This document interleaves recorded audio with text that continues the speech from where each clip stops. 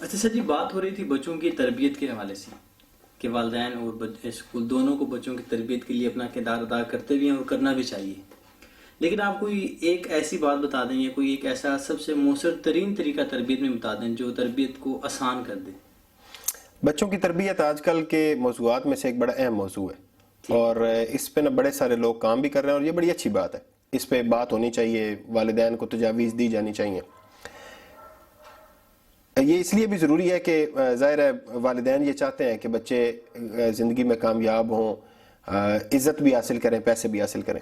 میرے نزدیک جو سب سے اہم چیز ہے نا، جو والدین کو اپنے بچوں کی تربیت کے سلسلے میں اپنے اندر تبدیلی لانی چاہیے، وہ یہ ہے کہ والدین خود بچے کو وقت دینا شروع کریں، ٹھیک ہے، خود ٹائم دینا شروع کریں۔ باقی ساری چیزیں ہیں، اہم ہیں، ان کے اوپر خرچہ کرنا بھی اہم ہے، ان کے لیے اچھے اسکول کا انتخاب بھی اہم ہے، لیکن خود ٹائم دینا شروع کریں، اس سے زیادہ اہم چیز کوئی نہیں ہے۔ اچھا، اس ٹائم دینے کو بھی سمجھنا چاہیے۔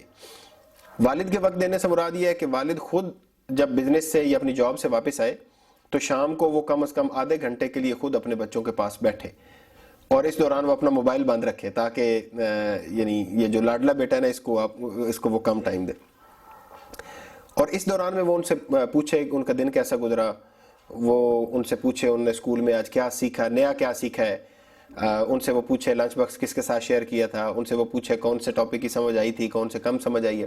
اس سے اسے بہت ساری باتیں معلوم ہوں گی۔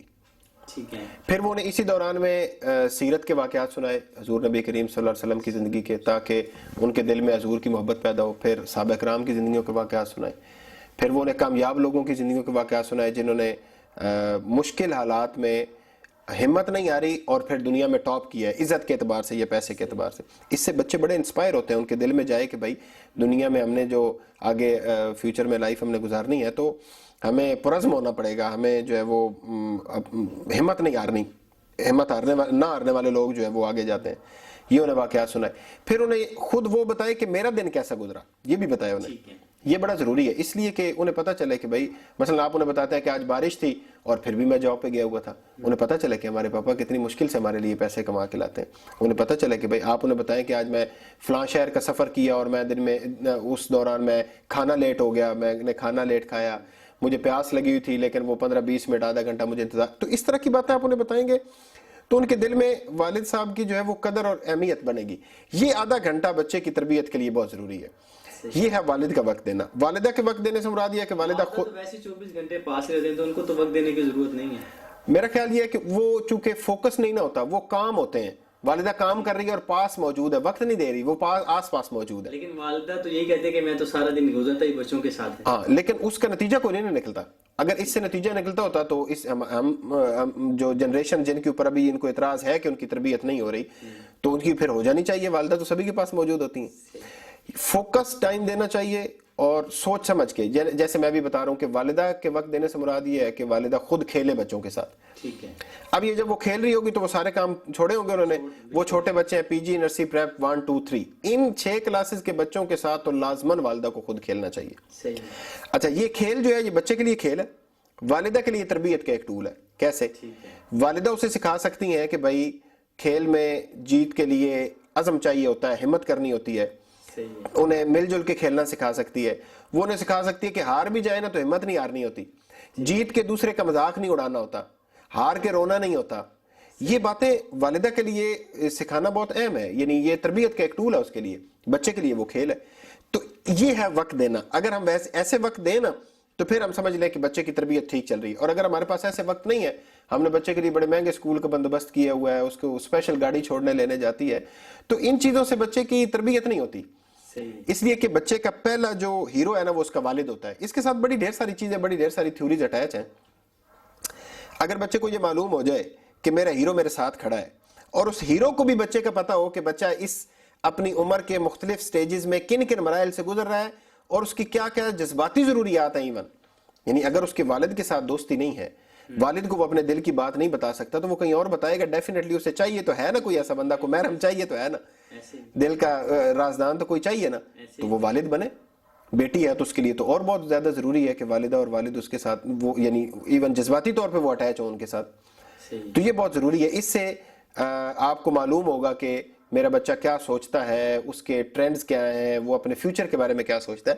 ہم جب پیرنٹس ورک شاپ کرواتے ہیں, میں کافی اسکولز میں جاتا ہوں پیرنٹس کی تربیت کے حوالے سے سیمینار کرنے, تو میں والدین سے جب پوچھوں کہ اچھا بتائیں آپ میں سے کون اپنے بچے کو کیا بنانا چاہتا ہے, تو لوگ ہاتھ کھڑا کرتے ہیں, جی ڈاکٹر, جی انجینئر, جی CSP آفیسر, کنگ کمیشن افسر.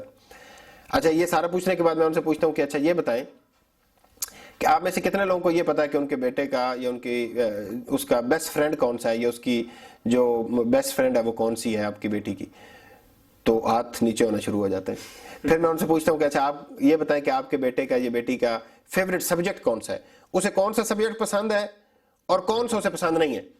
تو ہاتھ اور نیچے ہونا شروع ہو جاتا ہے. اب جو والد والدہ جس کو یہ نہیں پتا کہ ان کے بیٹے کا بیسٹ فرینڈ کون سا ہے, اس کو سبجیکٹ کون سا پسند یا ناپسند ہے, اور وہ چاہتے ہیں کہ میرا بیٹا ڈاکٹر بنے یا انجینئر بنے یا CSP آفیسر بنے, تو چاہتے رہیں, چاہنے سے کیا ہو جائے گا.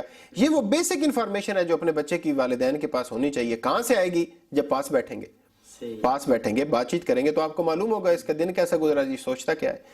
پھر اس دوران میں آپ اسے جو ہے وہ اپنی بات بتا سکتے ہیں جو آپ اسے بنانا چاہتے ہیں. پھر یہ ایک اور حوالے سے یہ ٹائم بڑا اہم ہے.